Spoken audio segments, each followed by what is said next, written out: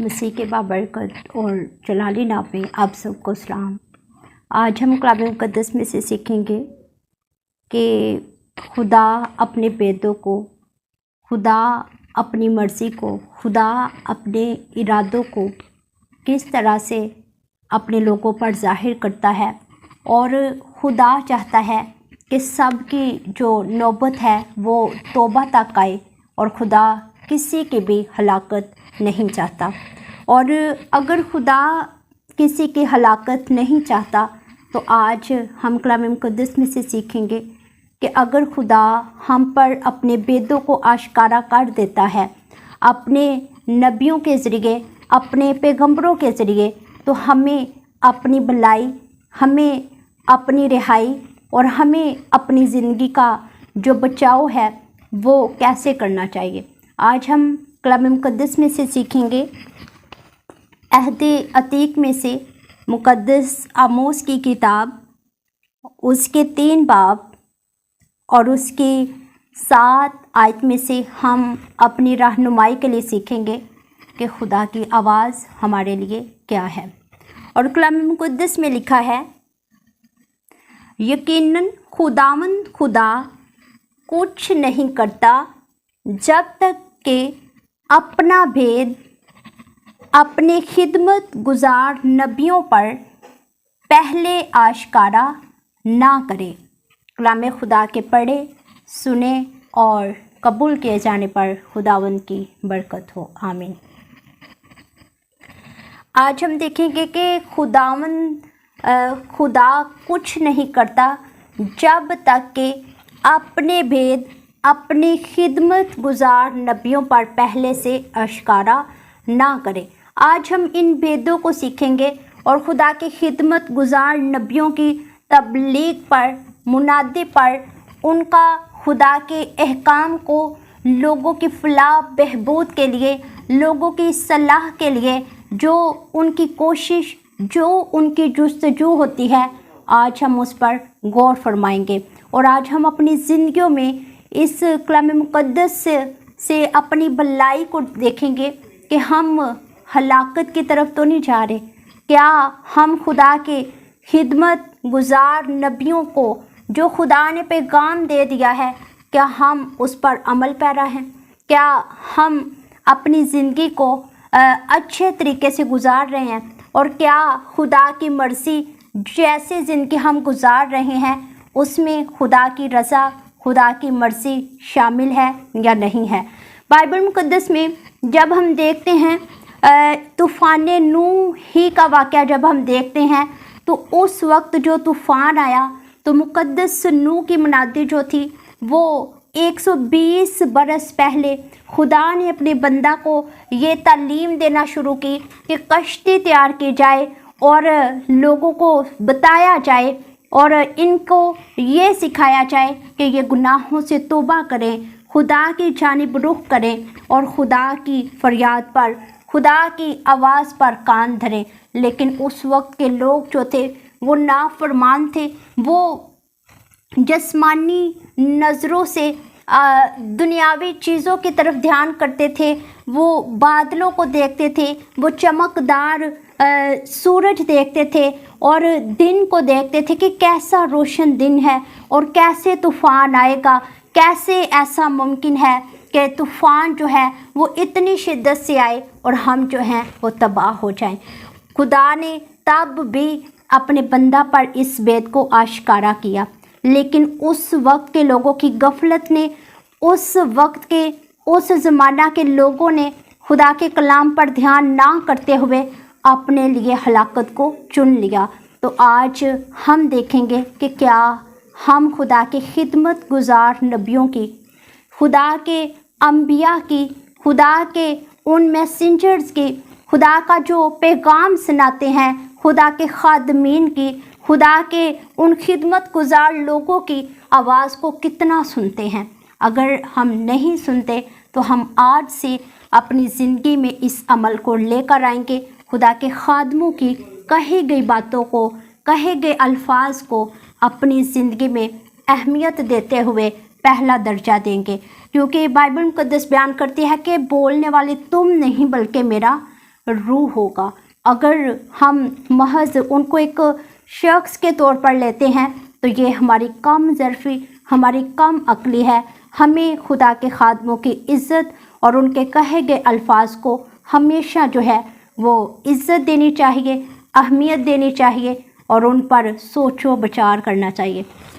जब हम पैदाइश 6 बाब और उसकी 13 आयत में देखते हैं तो उस वक्त खुदा ने अपने बंदा नूह पर इस बात को ज़ाहिर कर दिया कि तूफ़ान आएगा और तू अपने ख़ानदान समेत उस कश्ती में चले जाना ताकि तू हलाकत से बच सके। जिन लोगों ने उस वक्त यकीन किया, मुक़द्दस नूह ने यकीन किया, उनके घराने ने यकीन किया और वो अब्दी हलाकत से बच गए और वो उस तूफ़ान में उन लोगों की मानिद तबाह होने से बच गए और खुदा का शुक्रगुजार होकर उन्होंने खुदा की मुहाफ़ज़त पर, खुदा की आवाज़ पर ध्यान करते हुए अपने घराने को और ख़ुद को बचाया। तो आज हम देखेंगे कि क्या वो मुनादी, वो आवाज़ जो खुदा ने मुक़द्दस नूह के दौर में मुक़द्दस नूह को दी और उन तमाम लोगों को दी, क्या वो मुनादी आज हमारे दरमियान मौजूद होने के बावजूद हम उस पर अमल कर रहे हैं? क्या हम अपनी ज़िंदगी को अब्दी हलाकत से बचाने के लिए कोशिश कर रहे हैं? अगर ऐसा नहीं तो हमें खुदा के कलाम पर ध्यान करना है। लिखा है कि तब जिन लोगों ने यकीन नहीं किया 40 रोज़ ज़मीन पर दिन रात बारिश होती रही और उस बारिश ने, उस तूफ़ान ने ज़मीन पर रहने वाले हर एक बशर को ख़त्म कर दिया, तबाह कर दिया और लोग जो थे रोहे ज़मीन पर से ख़त्म हो गए। सिवाय मुक़द्दस नूह के घराने के और कोई उस वक्त में, उस ज़माना में, उस जगह पर रहने वाले जिनके दरमियान खुदा का कलाम सुनाया गया, जिन पर खुदा ने अपने बेद को आश्कारा कर दिया, उनके अलावा कोई भी नहीं बचा। तो आज हमारे पास बाइबल मुक़द्दस मौजूद है। खुदा ने हमें हर एक बात पर तालीम दी, सिखाया और हमारी रहनुमाई की है। तो आज ज़रूरी है कि हम इन बातों पर ध्यान करें। जब हम सदूम और अमूरा के लोगों को देखते हैं तो सदूम और अमूरा पर जो गंधक भेजी गई, जो उन पर आग नाज़िल हुई, जो आसमान से आग उनको भस्म कर गई, जब हम उस आग से झुलसने वाले, उस आग से तबाह होने वाले लोगों की ज़िंदगी पर गौर करते हैं तो उससे पहले भी खुदा ने अपने भेद को, अपने इरादा को, अपनी मर्ज़ी को अपने बंदा अब्राहम पर ज़ाहिर किया ताकि ऐसा ना हो कि लोग हलाक हो जाएं। उससे पहले अब्राहम पर खुदा ने अपनी बात को ज़ाहिर किया कि सदूम और अमूरा के लोगों का शोर, इनके गुनाह और इनकी बदअमालियाँ मेरे सामने पहुंच चुकी हैं और मैं इन्हें तबाह करूंगा। उससे पहले मुक़द्दस अब्राहम भी शिफ़ायत करते, मिन्नत करते नज़र आते हैं और सदूम और अमूरा के लोगों के लिए फ़िक्र करते नज़र आते हैं। लेकिन उस शहर में मौजूद लोगों ने खुदा की फ़िक्र,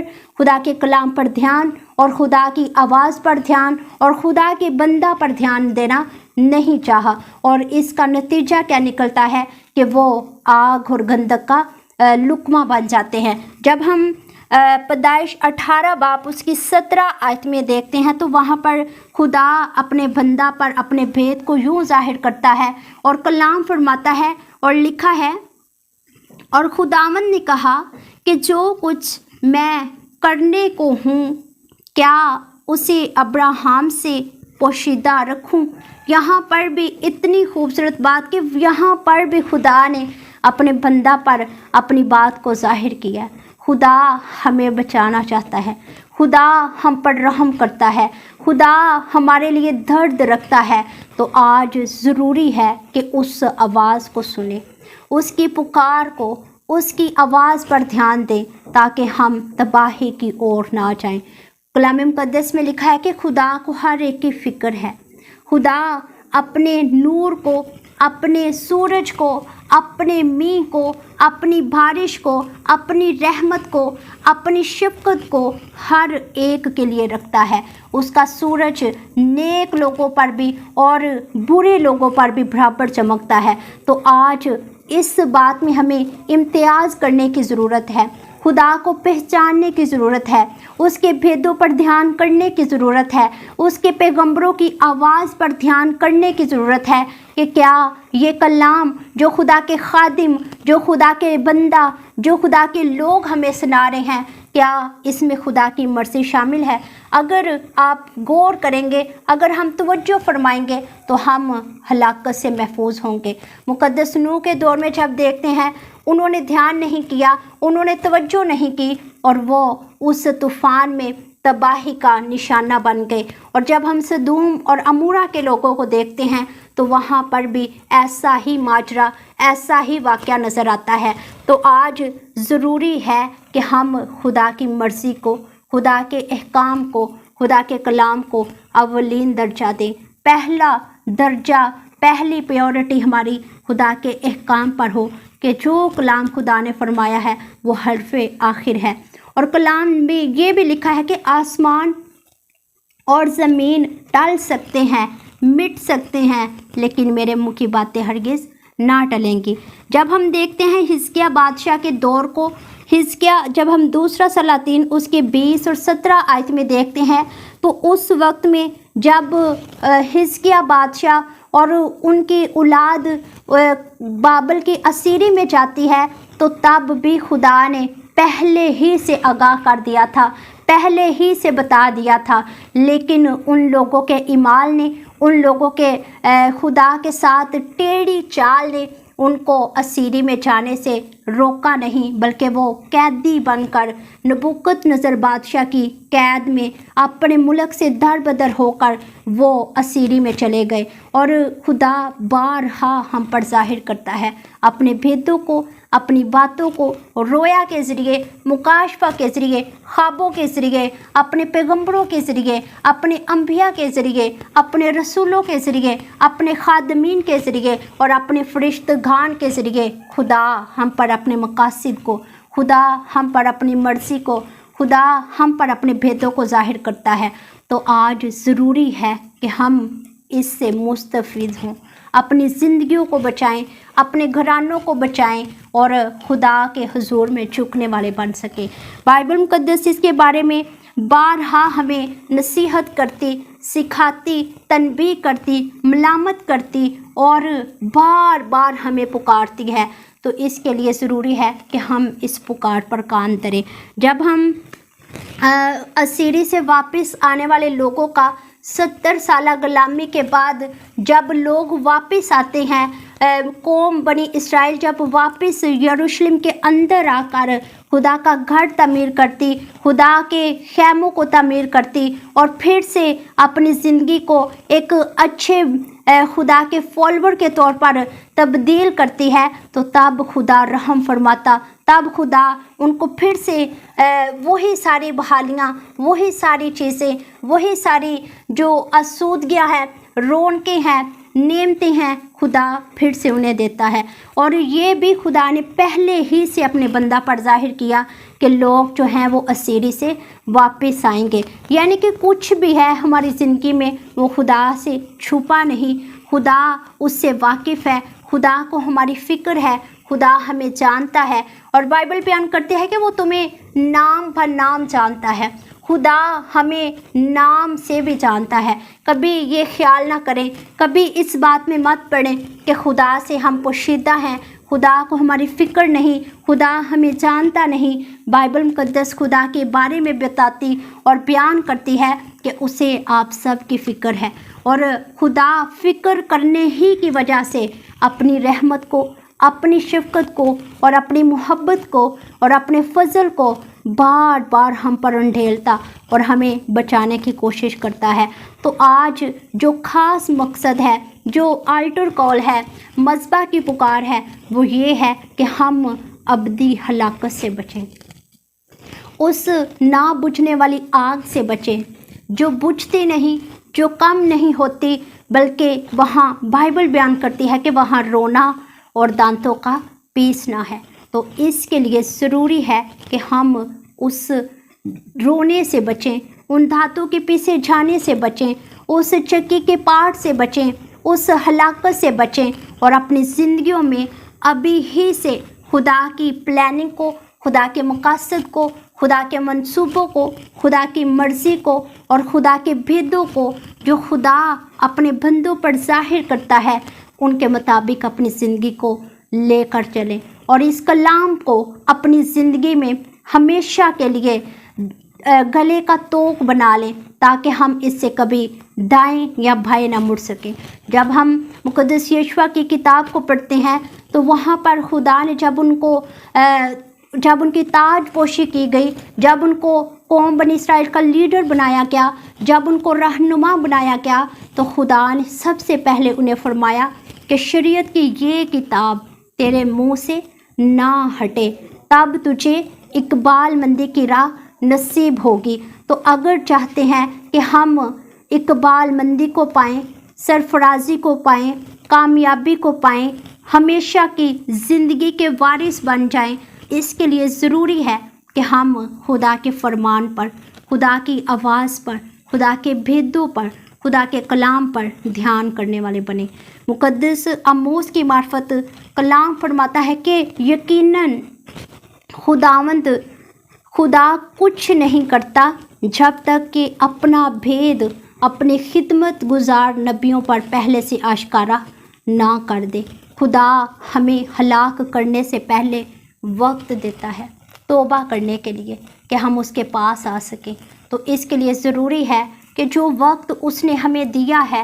اسی وقت میں رہ کر، اسی زندگی میں رہ کر ہم خدا پر دھیان لگائیں، خدا کی آواز پر دھیان لگائیں اور اپنے دلوں کو اس کے سامنے انٹھیلیں تاکہ وہ ہمیں نئی تازگی، نئی قوت، نیا مسا اور نیا زور دے کر اپنی حضوری کا حصہ بنا سکے۔